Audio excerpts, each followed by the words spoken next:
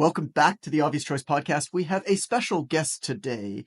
Amber brought up a topic a couple weeks ago that she wanted to cover, which is really like getting PR marketing, but more than anything else, what to actually do with it, how to turn it into tangible results and tangible business. And I am in no way an expert in particularly local marketing.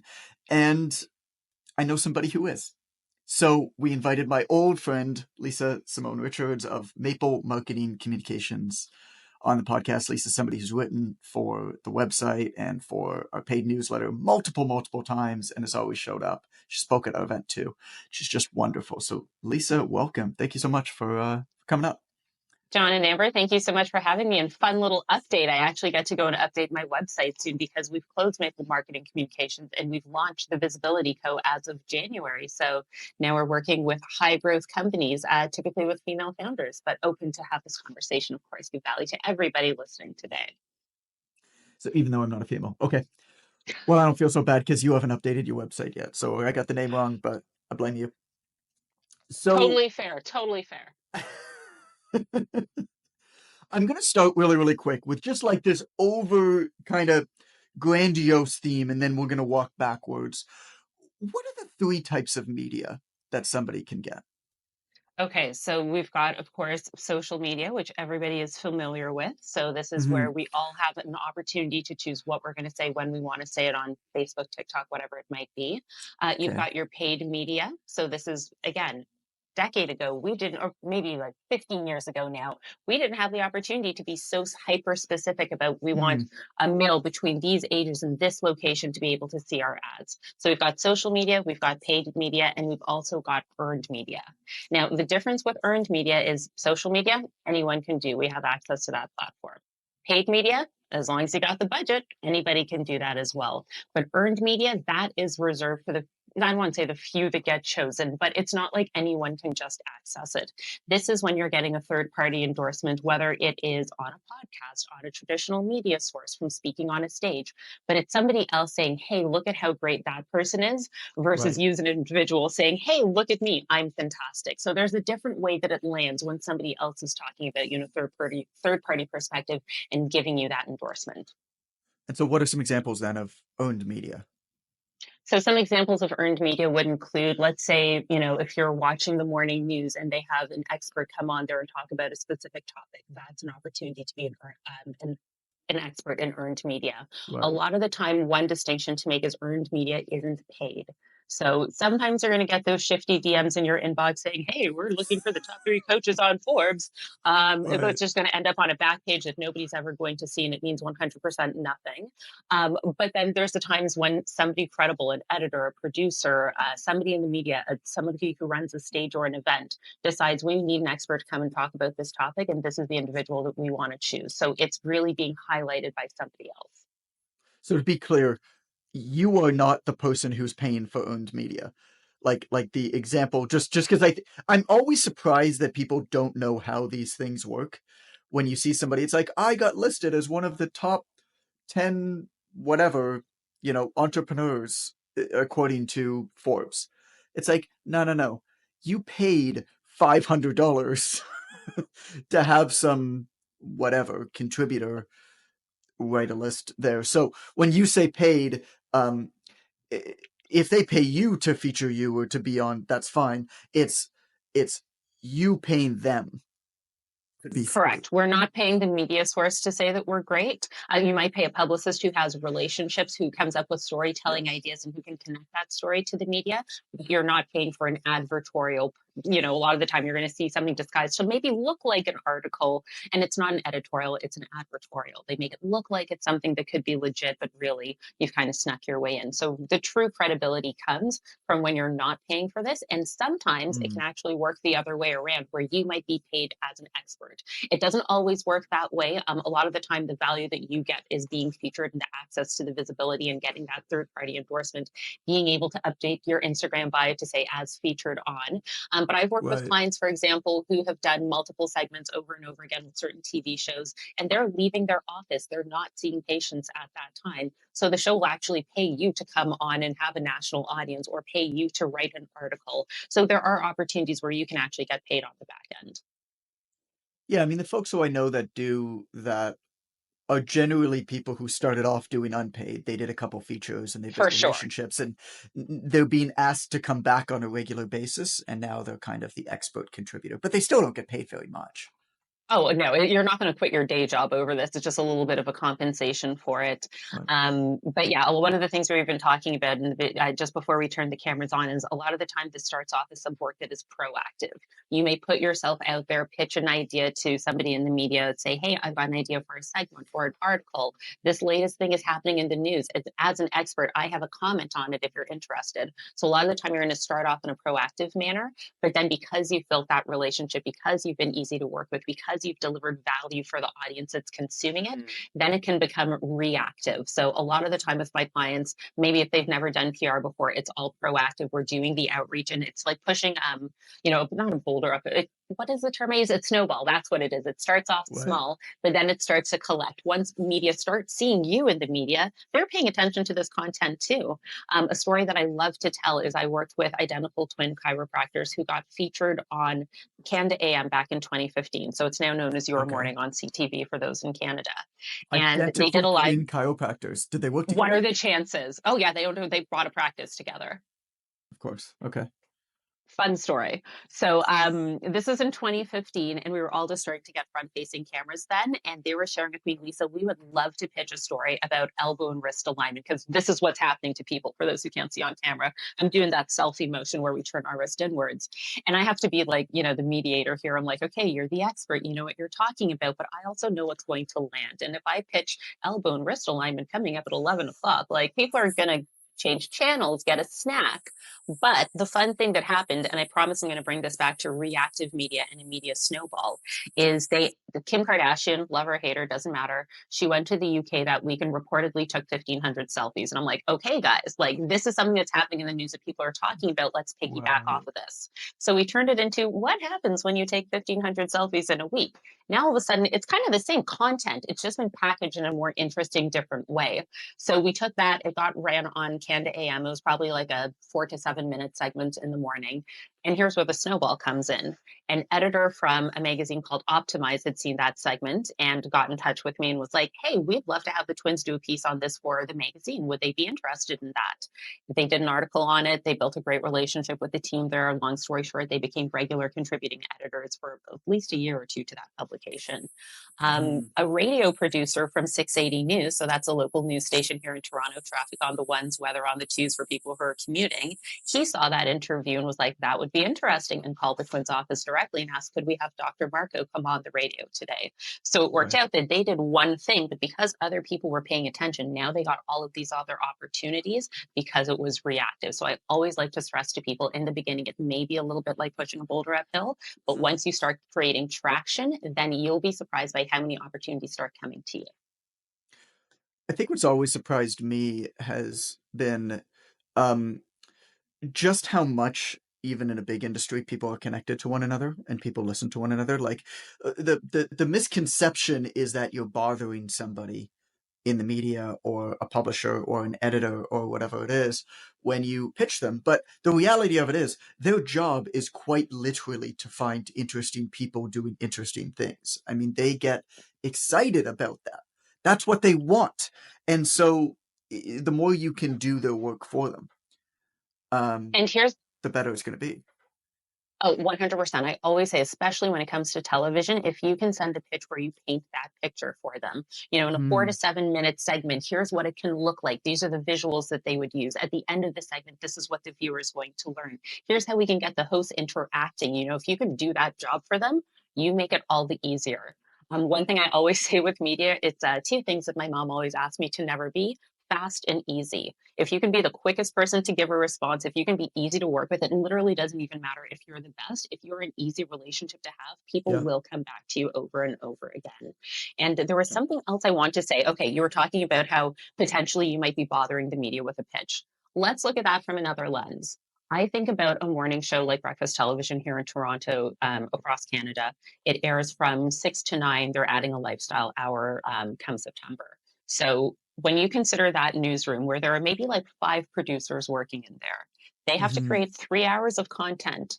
Monday through Friday. That's 15 hours of content a week.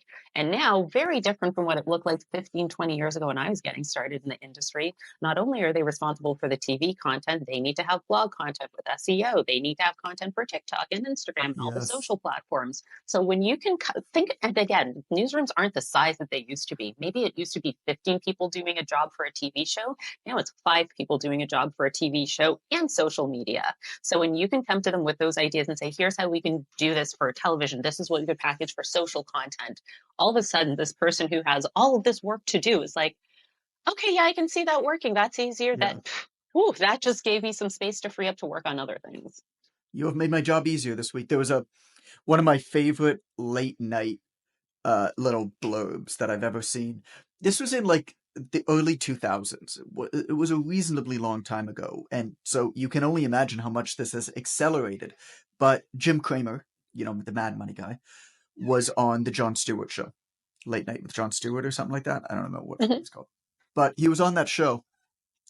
And this was after Jim Cramer had just gotten shit on everywhere because he just tells people to buy stocks all over the place. And inevitably, a lot of those stocks aren't good buys because how could you ever tell people to buy stocks and hit it right every time? It's a ridiculous notion. And Jon Stewart was asking him questions about this and challenging him. And Jim and Kramer, one of the things that Kramer said to him is he looked at him and he said, "Look, we've got 15 hours of TV to fill." And Stewart just looks at him. He's like, "Well, maybe you could cut back on that." And it's just funny because of course he can't. Hmm. It's just such a perfect example of misaligned incentive structures self-selecting for the wrong type of messaging. I think about this so much with the proliferation of health podcasters these days, doing these long 2 and 3 hour episodes on really quite simple concepts. Like, there's not that much that you need to know about health and fitness that really matters, but the incentive structure of the podcast is such that it has to go for a really long time. They have to publish pretty often because they make ad spend based off of Hmm. how long people listen and how often people listen. But the problem is they've chosen a topic where you really shouldn't need to listen to that much. And so as a result, then, because of the skewed incentive structures, what happens is it selects for sensationalized, cherry picked.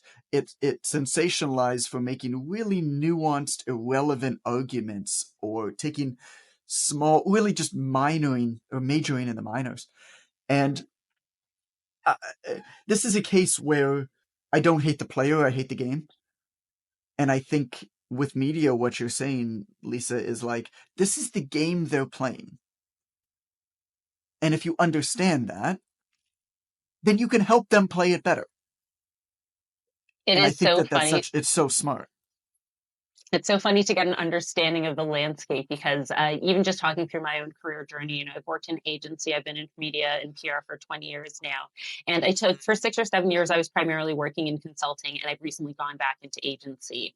And the things that like market editors didn't, or hold on, market editors did exist, but shopping commerce editors, those weren't a thing 20 years ago. Like commerce What is editors, that? meaning when so this is a shopping editor for a website. They are paid to make sure that they have AdSense clickable links in their article. So if you're reading an article about the 12 best mascaras, if anyone who's reading that article is going to be able to click to get a commission to buy. Now, of course, there are a lot of publications that don't do that, but you would be surprised by how many media sources that we're supposed to be able to easily rely on for news and trust are actually like making a profit. Hopefully they at least have that comment, and I'm sure they do. Like, we might get paid a commission for this.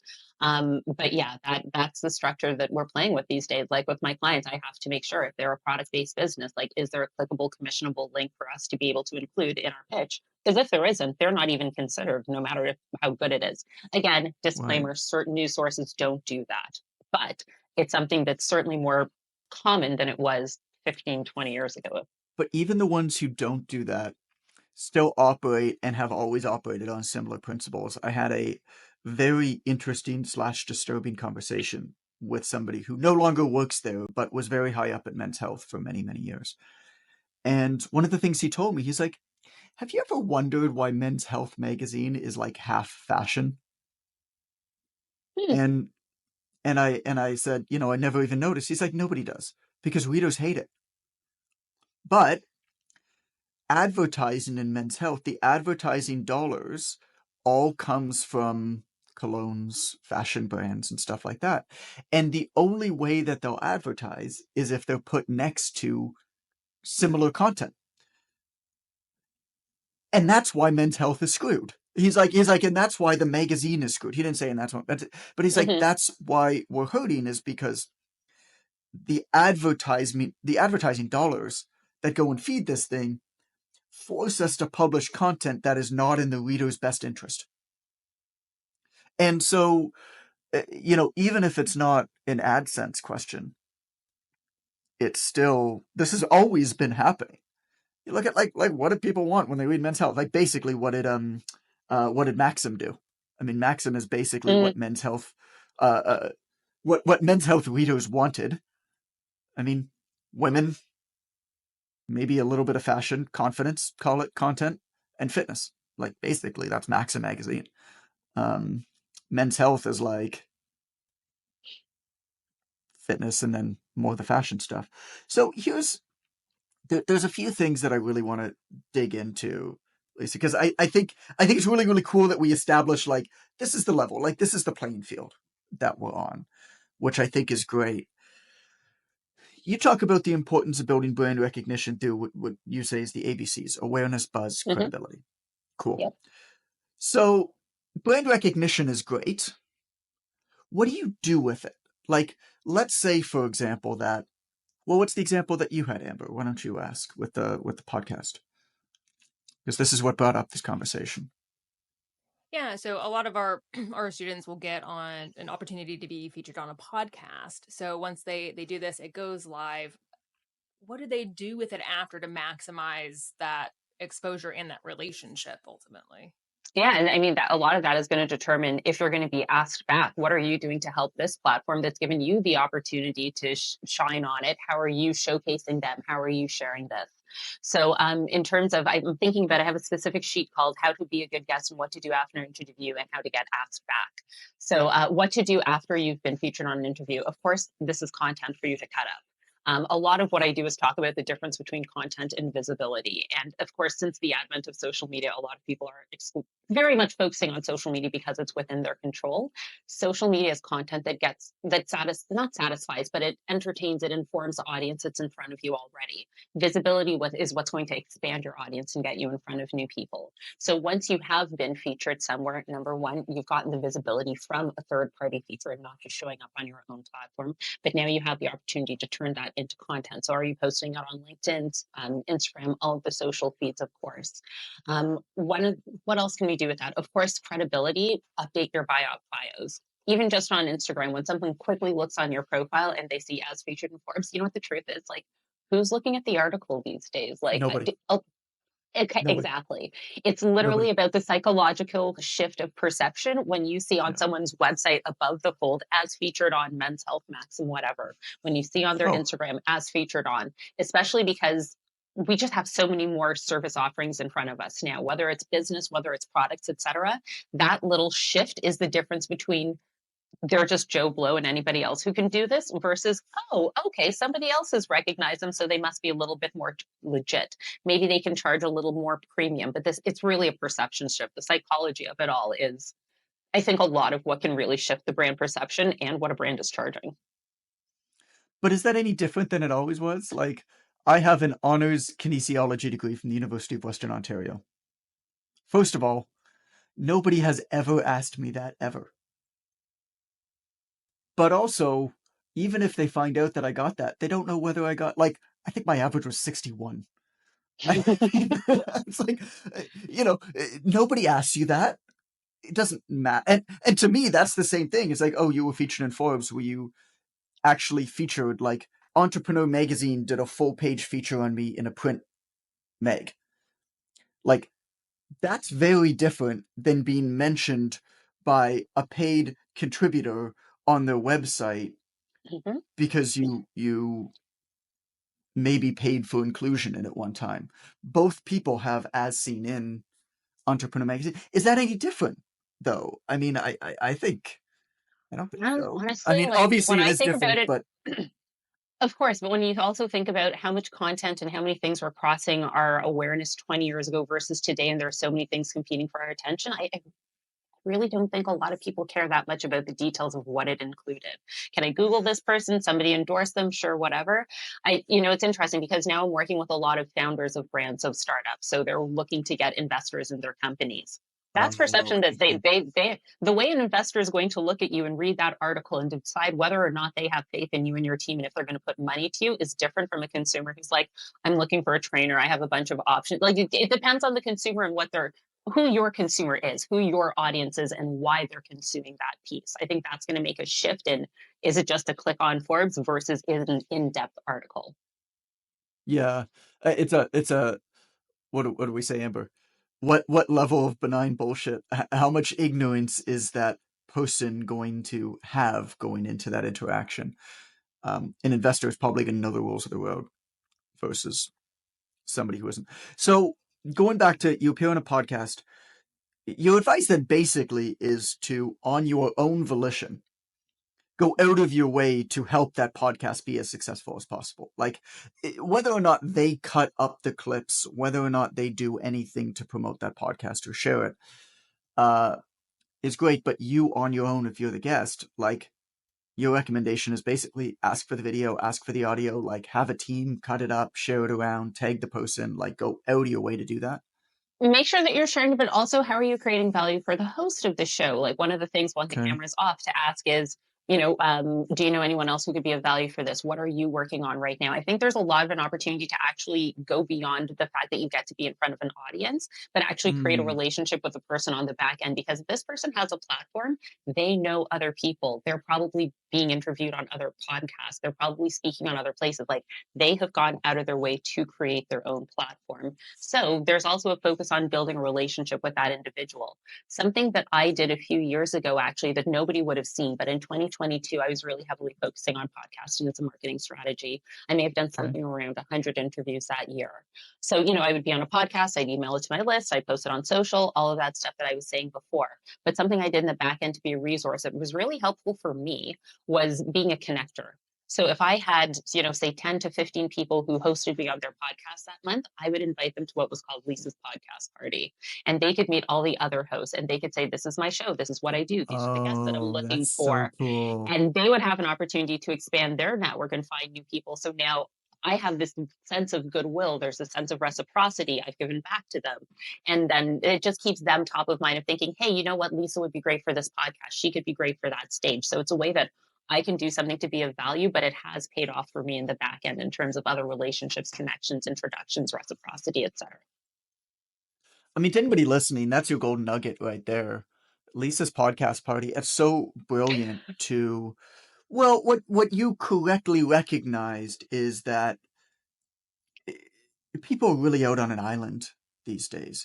Even if somebody appears to be very successful, even if somebody appears to be getting a lot of public recognition for what they do, they're ecstatic to meet people like them, going through the same struggles as them, either a little bit ahead or a little bit behind.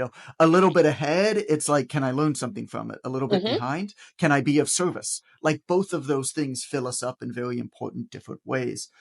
I had an experience last week, Lisa, where I mean, I flew to New York City and I was there for 10 hours, I and it was saw that on because Instagram.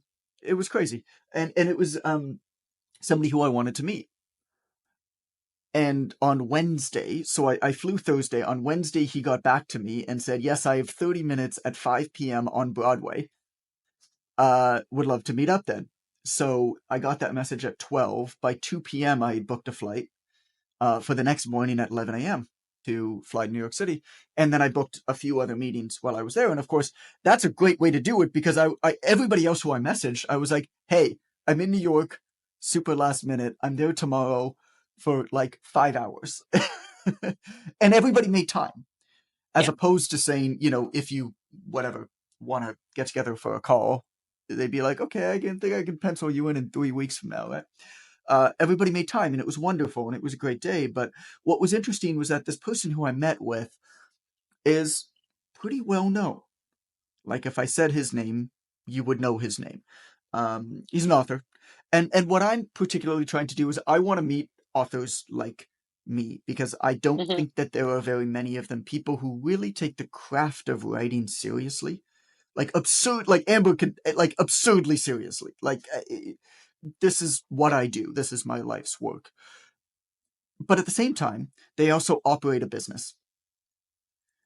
And there's actually almost nobody out there like that Hmm. when you think about it.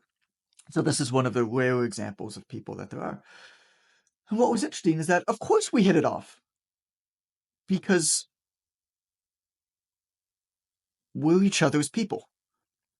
And even though I'm stages behind him, I'm also like 20 years younger than him. He didn't write his first book until he was about my age. And so, like, I'm like 20 years younger than him. He was super happy to meet me and hang out with me. And we have a good relationship now.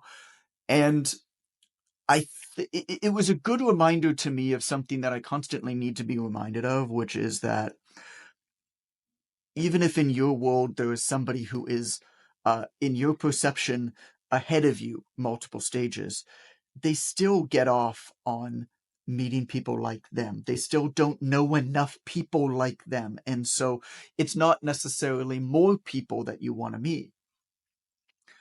It's who are the people that are uniquely yours. And this was advice that Charlie Hohen, who's one of the best book marketers, gave me when I talked about, I got on a call with him. He was helping me just build a strategy for my book coming out in January. And he's like, don't even look at your top 100. Don't even look at your top 50, not even your top 10. He's like, who are your top 5? Hmm. Who are your top 5? Can you go well out of your way to build relationships with them in the next year? He goes, and you're probably going to get 2 or 3 of those 5. Right? So what I love about this Lisa's podcast party is you were doing that for all of these other podcasters. And of course, when you do that, it's like, oh, I don't have a piece of Kleenex, but Don DePani, my friend, gives this great example where he talks about when you rise one person up, what starts to happen, it works better with Kleenex, but you pinch the middle of the Kleenex. And then what you start to find is all the corners of the Kleenex start to rise up Hmm. as well. And so you're in the middle and you're rising up, but you're actually rising up everybody else together. You were doing that. What's coming up for me is the word community. Like, I am the Yeah. queen of lone wolfing. I am only child syndrome to the max. I hate group projects. Like, leave me alone all day. And yeah, that can only get you so far. And earlier this year, I joined a community that has been transformative in my business. Like, doubled my revenue from last year in just 6 months, built on building relationships with one another. And I think beyond just community, and we want to be around people who are similar to us and learn whether they're above us, behind us, like building depth within those relationships, not skimming the surface anymore, but actually having like deep and meaningful, skip the small talk, like Mm. let's actually talk about something real. Community is what I'm seeing in 2024. I remember reading a 2022 trend report, and they were talking about forget social, like that's going to start dwindling. It's community that's going to skyrocket. And I absolutely see that. Like with this one community I'm a part of, typically a lot of people wake up on the phone in the morning, they check their email, what's up on Facebook, Instagram. Like, I'm checking the community, like what's Right. going on in here, and I know it's going to be positive conversation. I know it's going to be uplifting, and that's what I want to check rather than Instagram. I mean, I will, but And what made you join it? What made you join this one? Is it other founders, agency owners, PR people, women, it was just that it was women, other mixed? it's a women's founder community, Okay. like-minded people. And it was similar to what you were saying in this group, that multiple people, like not just a handful, multiple people have had 8-figure exits, 7-figure exits. Mm. And you also have the people who are building and who are putting it together right now. But the key thread in this community, I would say, and I didn't know this until I joined, is generosity. You can get on a phone call Yes. with anybody and it's like they're happy to connect you. So that's been really pivotal this year.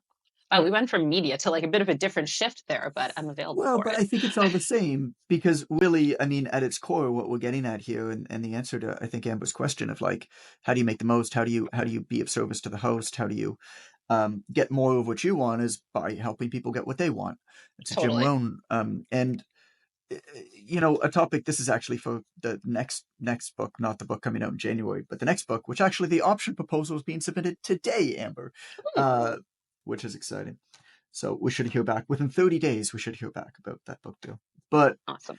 one of the topics, this isn't the topic of the book, but one of the topics that I'm investigating there is really friendship and adult friendship and what it means and how to be a good friend, because you actually can't get good friends until you become a good friend. And what I found really interesting about that, what I've thought back to my own experience and then actually researched, and there's not enough written and done in the world about friendship, really. But what keeps coming up is actually the best way to be a good friend is to let somebody else help you, is to let somebody else be of service to you.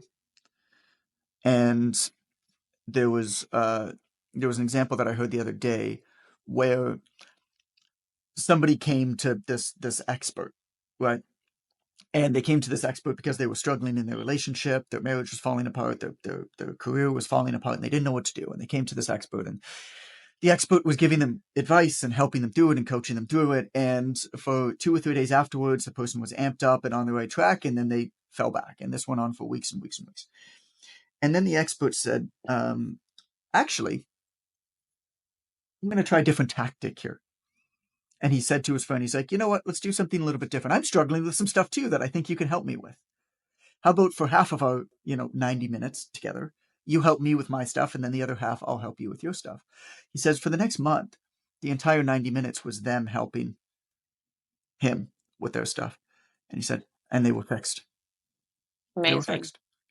Because what they actually needed was to feel like they were in control, was to feel like they were in service. What he could provide them better than anything else was not advice or coaching or how are you feeling or whatever. It was, hey, feel like you're really doing some good.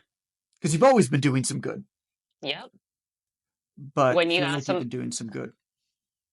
I was going to say, when you ask someone for a recommendation, people are so happy to offer them because they feel like they can be of service. They can give something to you. They can share their passion, their experiences, whatever it is. But yeah, and it's so funny because speaking for myself, I'm so heinously independent. I'm even thinking about the other day parking behind my townhouse, and my neighbor saw me with the bags. Like, do you need help? I'm like, I'm fine.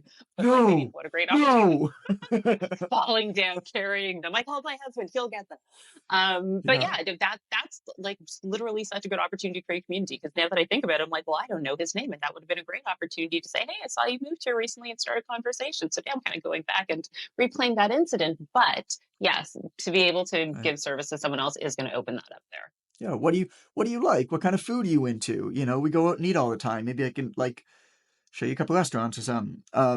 Whatever you can find to do it. I mean, look, like, what's the final step in Alcoholics Anonymous? And there's 12 steps. The first 11 steps don't work unless you do the 12th. You want to know what the 12th step is? Is you help somebody else complete Alcoholics Anonymous. Oh, I like that. Full circle. Yeah. And the first 11 don't work. Don't work unless the 12th is completed. Acts of service are huge, huge, huge, huge. Lisa's podcast party, man, I'm putting a pin in that. That is brilliant. What'd you do that? Just let everybody together on Zoom or something?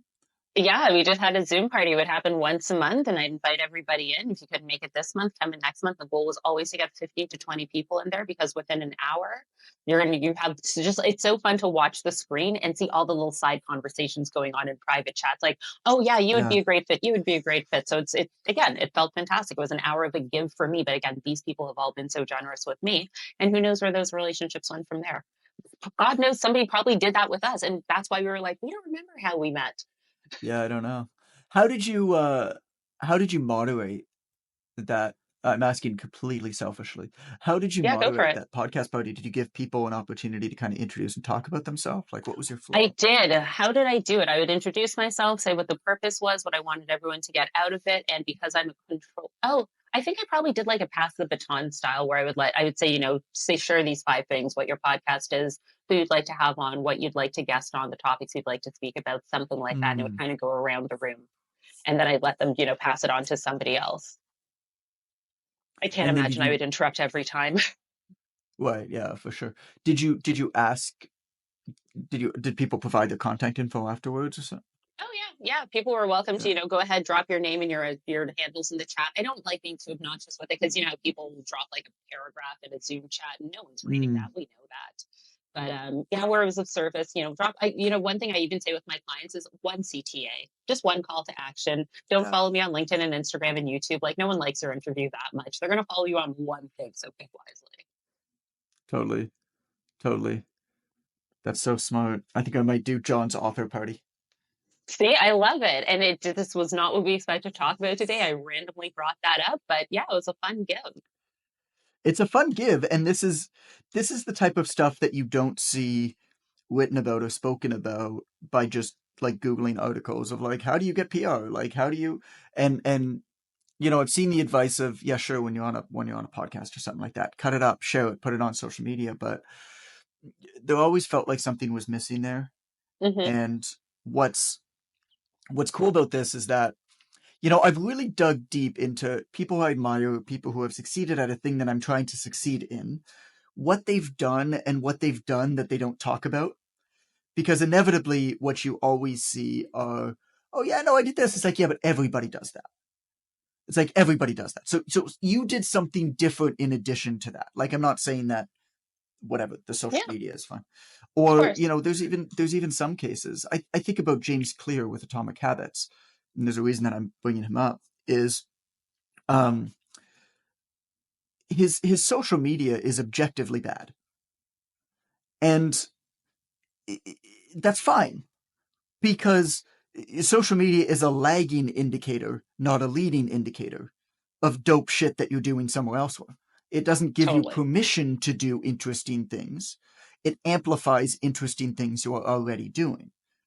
And so when people go and copy what he's doing because he's successful and he gets a lot of reach on his stuff, they're missing the point. They're missing the point. And so I was like, okay, so what has he done? And you know what he did leading up to the launch of his book Hmm. is he rented um, basically like a really, really nice Airbnb. And he invited some of whom he didn't even know. It was like cold outreach. And he invited basically business minded nonfiction authors to go and spend 3 days together, all on him. And the entire appeal of it was like, meet people like you and hang out with people like you and let's all work together. Well, who do you think was there? Ryan Holiday, Morgan Housel, a number of other names you'll mention. Yeah. They were like the 5 or 6 people. It's no surprise then that these people are the folks who, 4 or 5 years later now, because they all work together, right? And they all grow together. And so that's the behind the scenes, I think, of the PR of the media, is that it is not the end game. It's the tool to start to build the connection. Absolutely. And it's so interesting that you really highlight like some of those things that you don't even realize that you're doing that are a little more low key, that aren't the flashy things. Like those are really the huge needle movers. But I think we all know that on a bigger degree. We're seeing the flash all the time. Mm-hmm. Okay, I do want to get into something else that's a bit of a tangent from here, Sure. just because I think it's so cool and I think it's such a. This is more for people who work locally, but you've spoken before in some of the work that we've done together about local awards. And there was an example particularly that you've given where you worked with a boot camp that basically grew really, really quickly, where you helped them get local awards, and that was a big part of the strategy. Do you remember that story? I do very well. That was 4 very fun years working with the boot camp company. It's great Yeah. because local awards are something people sleep on. Like where everyone's super paying attention to the social media and all the sexy, Mm. flashy vanity What metrics is it, right first now. off? For anybody who Okay, doesn't, so what is it? so especially if you have a bricks and mortar business and people come in and that's how you get paid, Your audience Yeah. is local. It's how you can get foot traffic. So Right. typically your city newspaper, your community paper, they're going to have a best of section highlighting the community, best restaurants, dry cleaners, doctors, fitness studios. So with the fitness company, so I can give a tangible example for people to hang on to. So I work with a women's only boot camp that grew from 30 locations to over 100 locations in the 4 years that I worked with them. So for those 100 locations, I am scouring their city newspapers. I have a spreadsheet going of when all of their submission dates are. So we started off by doing best of fitness awards, simply because, you know what, typically one award application isn't going to look that different from the next. So you start banking your answers, keeping them in a Google Doc so that you can start copy pasting them. So we would win local city awards, which of course would help us win bigger national awards or recognition. But then we pivoted from just looking at it from a fitness perspective, and we started looking at the CEO and the company that she was building, the revenue and the team. So we started applying for best small medium employer alongside with the best fitness category. She started getting recognized on the WXN, the top 100 most powerful women in Canada. So getting into those rooms now is starting to help her build the business and meet other people and build those connections as well. So one of the great things that did for the company is it was just the reputation. Like when people have a choice between number one and number two, and you're ranked as number one, you have that on your door, you have that as a banner on your website. People are Right. going to pick number one. So again, people are sleeping on these applications. I'm not saying to apply just because there's a good chance you're going to win because not a lot of people are applying for them. But like this is a great opportunity to be highlighted. It's a great way to stand out. But yeah, a lot of people aren't applying for them. So you would be I'm not. surprised. I'm not saying just apply because nobody else is applying, but I'm kind of saying But just it's kind of an easy foot in apply. the door. It's an easy Yeah. foot in the door to start getting your name recognized. And of course, be aware of the difference between, they're certainly paying to enter an award submission versus paying to win the award. So like keep an eye on that. Mm. Yeah, because a lot of these are like award companies, basically, where you pay for the award. So, okay, so Scour, inevitably there's going to be, we have like the Islington Times, we have, Hmm. uh, there's Blog TO is the online Yeah. one. But inevitably there's going to be local newspapers, there's going to be local websites.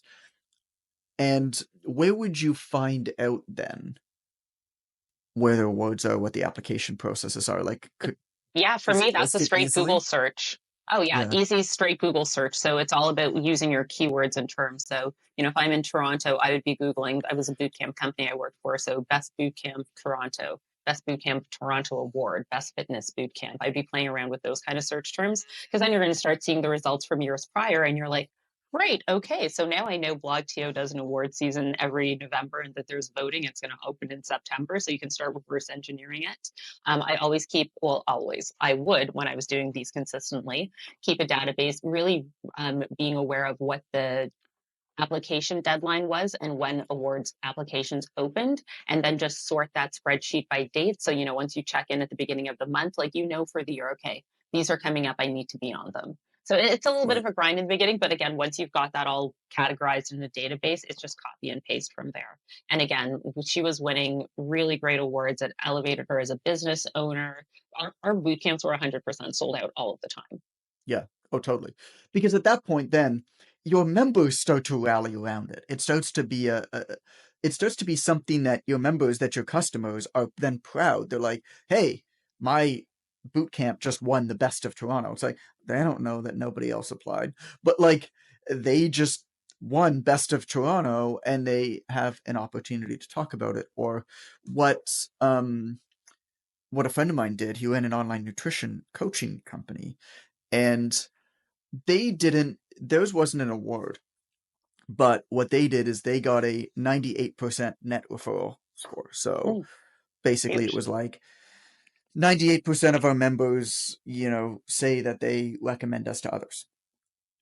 I have no idea how they source that. I'm assuming it's legitimate. Again, nobody checks whether or not I got a 61% or a 98% on my kinesiology degree in university.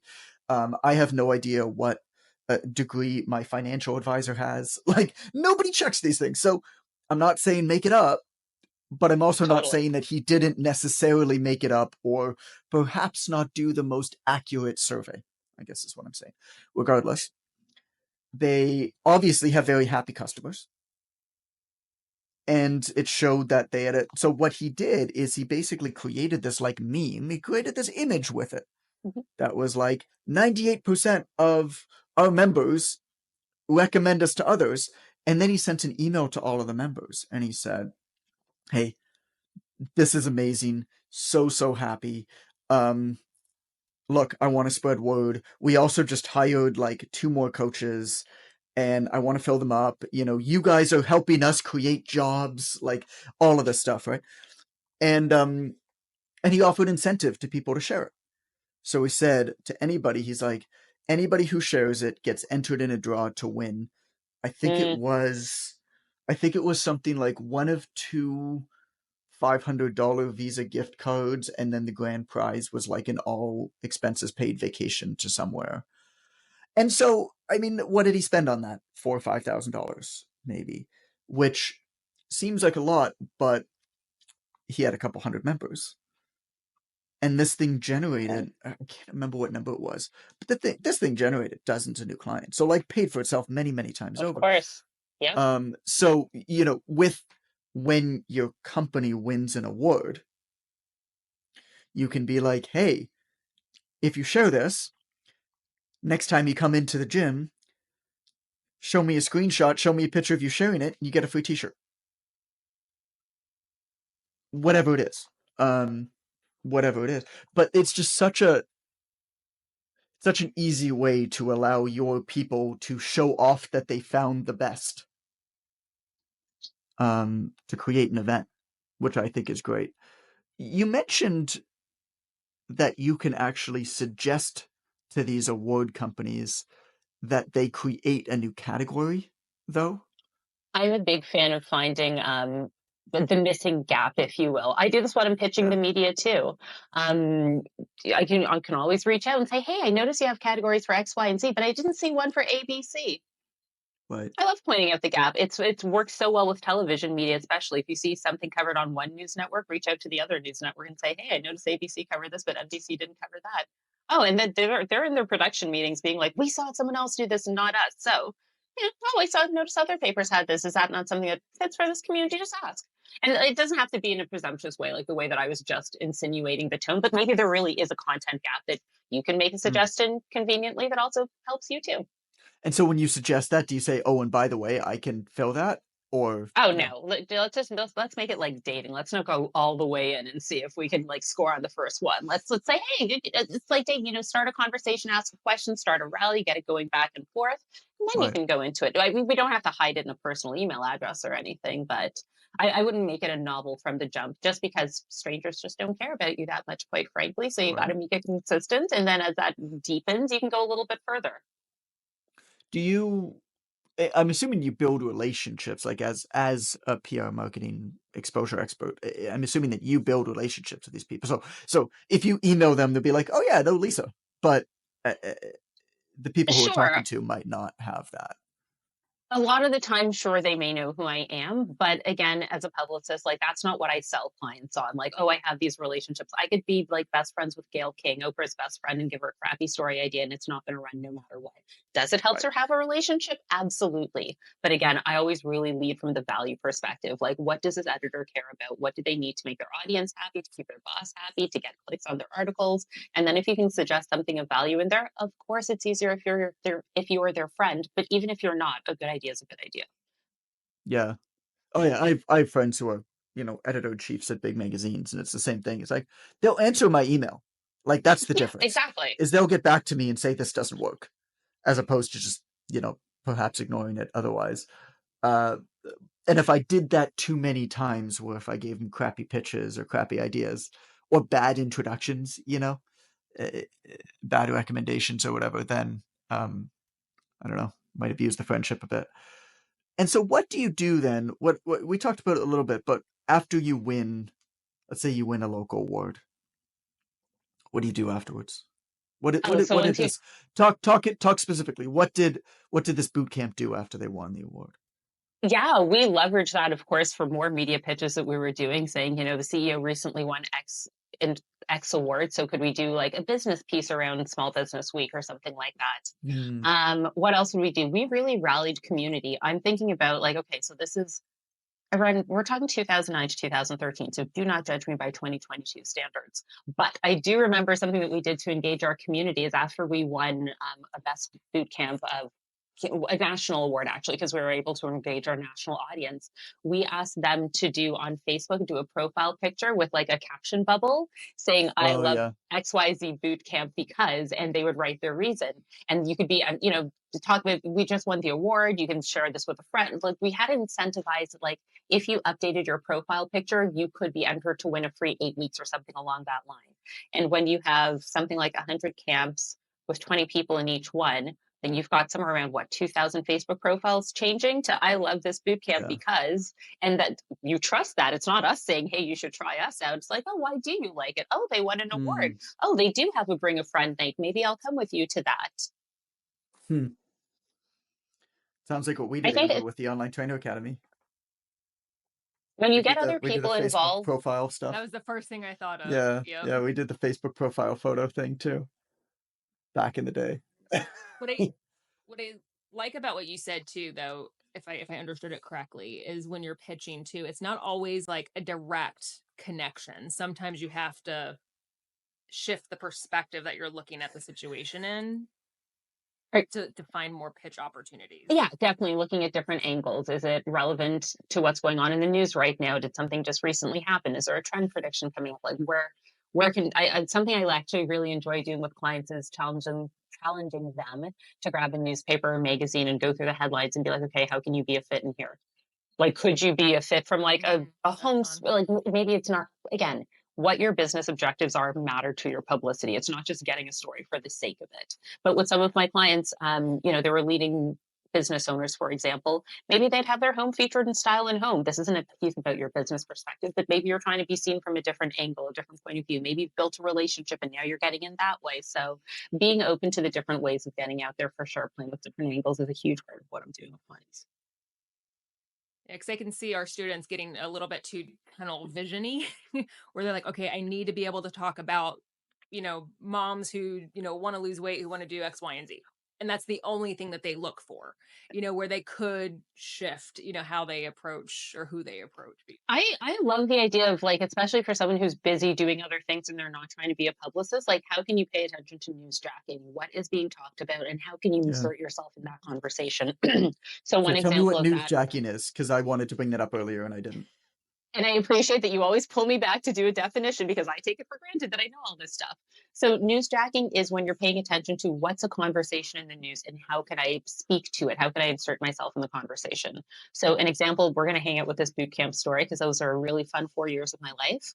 And I remember just around awards season, I think it was the Oscars. So we're fitness, we're not fashion. It didn't, but I did notice, I'm not a huge award person. I couldn't care less to watch those things, but I did observe that a lot of the women were wearing sleeveless dresses. You were seeing a lot of shoulders. So the next day I reached out to a bunch of magazines and we're like, the trend we saw in the carpet were these sleeveless dresses. So what are some exercises you can do for your best shoulders and upper body in your delts? And so that ended up turning into probably like 7 pieces that week just because we were paying attention to we weren't talking about, hey, this is the latest ab workout. It's what, and this happened with the example I shared with Kim Kardashian, the selfie elbow too. So just listening creatively, what are people talking about? Because then you're not trying to like fit something into the puzzle. You're not trying to convince the media to cover something. They're already talking about it. And now you're positioning yourself to be somebody who has an opinion or an expert insight on that. And that's a great way to get your foot in the door because now you're starting to build a relationship with that journalist. And now you can like actually say to them, hey, I have an idea for something else and do that shift. Something that's come up a number of times in the last few weeks with clients is the idea of just getting your foot in the door. It may not be your ideal starting position, but get that foot in, get the relationship so then you can do what you really want. And the example I keep giving to people is Alanis Morissette. I was a huge Alanis Morissette fan as a teenager, but like who knew in the early 80s she was a pop star? Like that's how she got started. Yeah, look at Alanis Morissette and what she was doing in the 80s. It was not Jagged Little Pill stuff. It was like Britney Spears teeny bopper stuff. But that is how she got her foot in the door at a record company. And then she became Alanis Morissette after that. It wasn't what she wanted to do, but it got her started. So I think Okay, thank newsjacking you can for be that seen in rabbit the hole that same I will be way. going down later. Yeah. Oh, yeah. You just set Amber up for a week of research. Yes. Enjoy the Yes. music videos. It'll be very entertaining. Oh God. I think one of my favorite examples of what you're talking about, because it's so easy. Well, first off, I mean, what you're talking about with the media is so dead on, because they have to fill a ton of space. They want to talk about the trending thing over and over and over and over again in as many different ways as possible. Mhm. They can't just say that something happened. Like, I remember a couple years back, Shakira and J-Lo did the Super Bowl halftime show. And they both showed up and they just rocked it. And like, they were in their 40s, 50s, I think, I at the think time. JLo's 50s, yeah. And everybody was talking about, it's just like, how are these women in the kind of shape that they're in? Like, all of that. That was the news story for that week. Was, unfortunately, that's just kind of what happens with Mhm. women performers, is their bodies are talked about. And so if you know that they're going to be doing the halftime show. You know that the media is going to be all about the halftime show after the Super Bowl and what it is. You can actually be prepared on that if For you sure. do anything working with women and pitch it. So who was it? Carolina Amber Yeah. got some. She's a Latina fitness pro, and perfect, right? Mm-hmm. Hey, just see whoever J-Lo's booty on stage. Like, here's the 3 best exercises to get the J-Lo booty. I don't. That's not exactly what she did. I don't know exactly what she did, but it was something. Um, it's not hard, and you can kind of go back and work the same horse over and over and over again. Like, if you know that J-Lo's always going to be doing something in the media, for example, or whatever. So you don't have to follow that many people. You don't have to keep that up to date with the news. No. You just have to know what your thing is and what connects to your thing, and just always maneuver that angle. And if I can even throw in one thing there, news is cyclical. It's predictable. So I want to make sure I'm not hanging too much onto a fitness angle. But again, this is coming up for me because this is what we were doing in that business. Every January 1st, it's going to be New Year's resolutions. It doesn't change. We knew that was coming. We knew that every trainer was going to be pitching going to the gym in January. So we were lined up with a pitch. But what we did, we were actually contrarian. And that worked so well for us. We knew everyone was going to be talking about going to the gym in January. So in December, we did a pitch about why you should break up with your gym in January. We just took what we knew they were going to be talking about and flipped it upside down with a different perspective. And of course, at the end of the day, the message was join our boot camp. It wasn't going to be stay home and eat chips on the couch. But we just did it in a different way that made producers interested in it. It made people curious about watching the segment. And then they decided to join us. The hook there was, at the time, you still had to join a gym and sign a year-long contract. And we were 4 and 8 week workouts. So we're like, break up with your gym this year and do something short-term instead. Got it. Smart. Well, Lisa, Totally worked. This was wonderful. I've got my marching orders afterwards, so selfishly, this was really useful for me. I appreciate you. Oh, I'm always Appreciate you so coming happy to on. hear that. And I have my orders too to update my website and marketing info. Yeah, well, with that in mind, what's the best place for people to find you? Right now, as I'm getting lisasimonerichards.com updated, the best place to find me is thevisibilityco.co, thevisibilityco.co, and that shares what I'm doing to support the work of female founders of high growth, early stage startup companies.